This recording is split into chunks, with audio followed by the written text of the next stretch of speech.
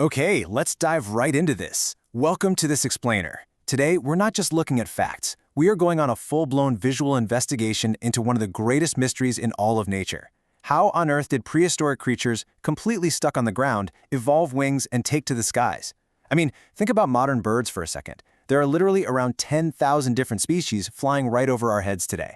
But their family tree? It goes back to a past that is so remote and honestly super surprising. So get ready, because the story of how birds evolved is packed with crazy plot twists and totally unexpected clues. Here is the roadmap for our investigation today. First, the mystery of the early fossils. Then, evaluating the ancestors. Next, the link to dinosaurs. After that, how flight actually began. Then we'll look at their perfect anatomical evolution, and finally, the true purpose of feathers. Let's get to it. Section 1. The mystery of the early fossils, or the smoking gun of paleontology. You know, when you're trying to crack a case that's literally millions of years old, you absolutely need to find that one piece of physical evidence that changes the whole game. Looking at this timeline, I really want you to wrap your head around the mind-boggling scale of time we're talking about here. We are starting way back in the Jurassic period, so we're talking 150 to 200 million years ago. It's this incredibly slow evolution stretching through the Cretaceous period, where bird development was honestly kind of moving at a snail's pace, until it literally exploded in the Cenozoic era. That's when mammals thrived and bird species massively expanded. But our very first major clue? That takes us all the way back to the beginning of this timeline. Now, what's really interesting about this is how and where this massive discovery actually happened. Picture this. It's Germany, between 1860 and 1861, in Bavaria. Miners were digging out this incredibly fine-grained limestone, and because that rock was so fine, it allowed for a literal miracle of preservation. I mean, even the soft tissues were preserved. And right there, perfectly frozen in time, was Archaeopteryx lithographica. If you're trying to picture it, imagine an animal right around the size of a modern-day magpie. Finding this was huge. It was the ultimate missing link. But why exactly is Archaeopteryx so special? Well, this creature was basically caught right in the middle of two worlds. On one hand, it had these very clear bird traits. It had a highly developed brain, especially those optic lobes, a backward-facing toe that's just perfect for perching, actual flight feathers, and fused collarbones. You know, the wishbone. But then, on the other hand, it was unmistakably a reptile. We're talking teeth set deep into sockets just like a crocodile, completely separated fingers with these robust, scary-looking claws, and a long, bony tail packed with vertebrae. It was literal walking, breathing proof of evolution in action. Section 2. Who are the ancestors? Evaluating the suspects. So, now that we have our weird hybrid creature, let's step into the interrogation room and look at our lineup of potential ancestors. Like any good investigation, we have to look at all the theories. Suspect number 1, early crocodiles. Why? Well, they actually share some pretty interesting similarities in their skull structure, but the vast majority of experts ended up tossing that theory out. Suspect number 2, thecodonts. They definitely have some undeniable physical similarities, but just not quite enough to get the whole scientific community on board. And then we have the third hypothesis, which is definitely the wildest. Mammals. I mean, we're both warm-blooded, we both have four-chambered hearts and big brains. It sounds fascinating, right? But the scientific community heavily rejected this one because it completely contradicts the actual fossil record. Long story short, all these suspects, their alibis were just way too weak. Moving to Section 3, the link to dinosaurs. The true ancestor revealed. With those early suspects out of the way, there was really only one major theory left on the table. And this one? It's backed up by hard fossils and rigorous scientific consensus. So the absolutely crucial takeaway here is this.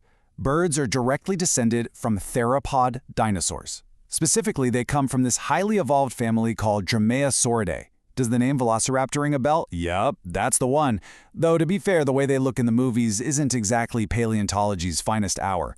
But the sheer number of identical skeletal features between these specific dinosaurs and modern birds makes this so much more than just a theory. It's the undisputed evolutionary link. When you look at a pigeon today, you are literally looking at a living, breathing dinosaur. No joke. Section 4. How did flight begin? The mechanics of the first flight. Okay, so we've mapped out the family tree. But if birds evolved from dinosaurs running around on the ground, how on earth did they figure out how to get up into the air?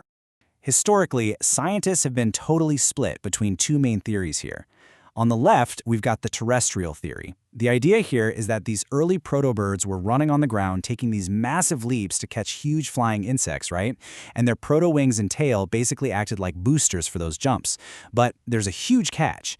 Doing these perfectly coordinated leaping catches requires an insane amount of muscle control, probably way too complex for an animal just starting to evolve wings. Then on the right, you have the arboreal theory. This paints a picture of animals living up in the trees, using their wings to glide from branch to branch, helped along by claws perfectly designed for climbing.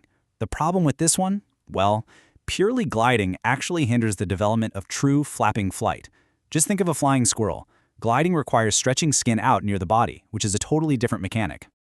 But as it so often happens in science, the real answer is probably right in the middle. The current consensus points to a hybrid approach.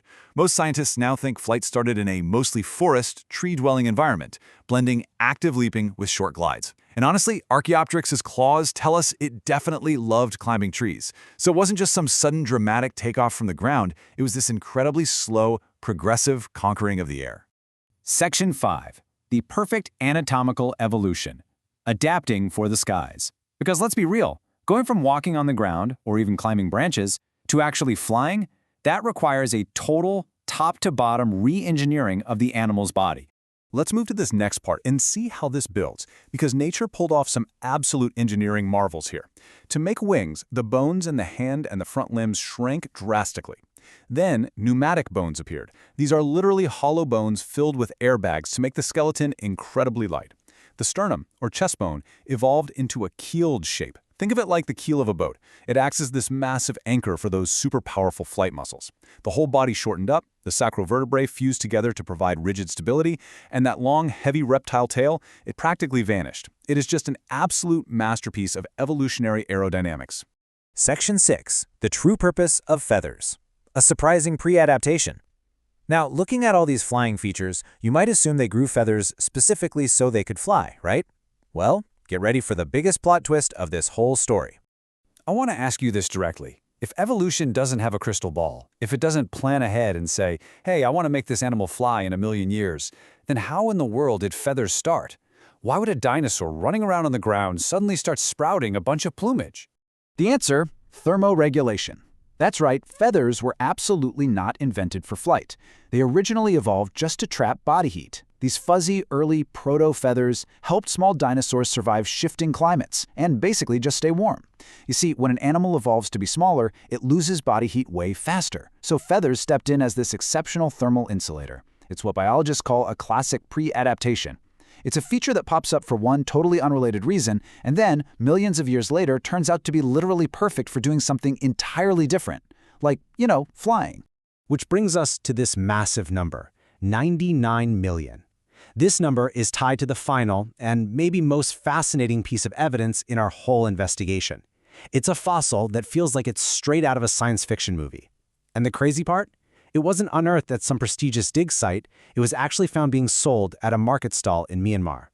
We are talking about a piece of Cretaceous amber, roughly the size of an apricot. And what was locked inside of it? Trapped perfectly inside that amber was a tiny chunk of a baby theropod dinosaur's tail, complete with bone and, yes, pristine feathers. As the lead paleontologist on the study pointed out, and I love this quote, it immortalizes one of the earliest moments of differentiation between dinosaur feathers and those of flying birds. But here's the real kicker. If that entire baby dinosaur had been covered in those specific types of fluffy feathers, it would have been way too heavy and clumsy to ever get off the ground. It is undeniable physical proof that early plumage was strictly for showing off, or, just as we discussed, acting as a cozy winter coat. And this brilliantly illustrates just how messy and beautiful science really is. Evolution is never just a straight line. It's this wild chain of constant, surprising, and honestly sometimes bizarre adaptations. We went from fuzzy dinosaurs just trying not to freeze to death, to these agile, tree-leaping predators, all the way to the absolute masters of the sky that we see today. So I'll leave you with this thought. How many other mind-blowing missing links are still out there, buried deep in the rock or trapped in amber, just waiting to completely rewrite the history books? I really hope you enjoy this explainer as much as I did. Catch you next time.